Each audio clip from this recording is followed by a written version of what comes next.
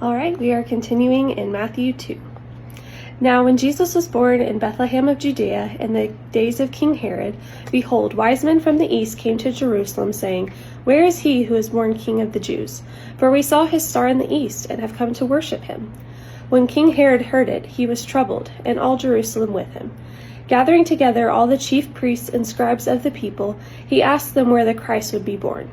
They said to him, In Bethlehem of Judea, for this is written through the prophet, You, Bethlehem, land of Judah, are in no way least among the princes of Judah, for out of you shall come a governor, who shall shepherd my people Israel. Then Herod secretly called the wise men, and learned from them exactly what time the star appeared.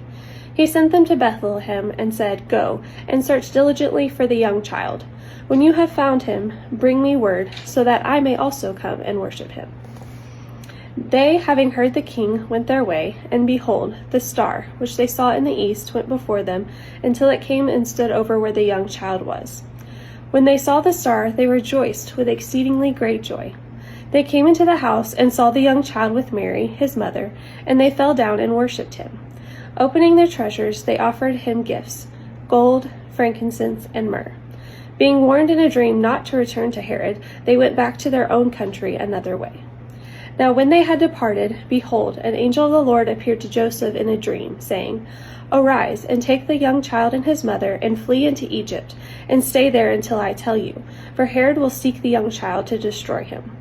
He arose and took the young child and his mother by night, and departed into Egypt, and was there until the death of Herod, that it might be fulfilled which was spoken by the Lord through the prophet, saying, Out of Egypt I called my son.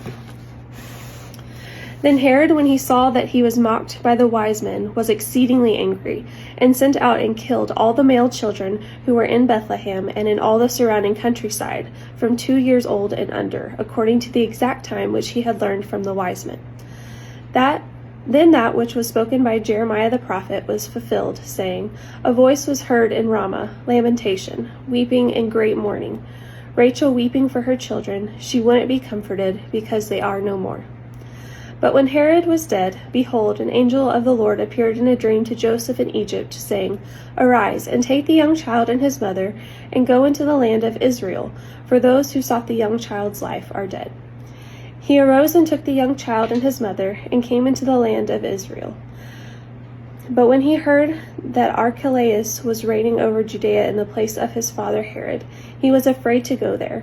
Being warned in a dream, he withdrew into the region of Galilee, and came and lived in a city called Nazareth, that it might be fulfilled which was spoken through the prophets, that he will be called a Nazarene. That's Matthew chapter 2.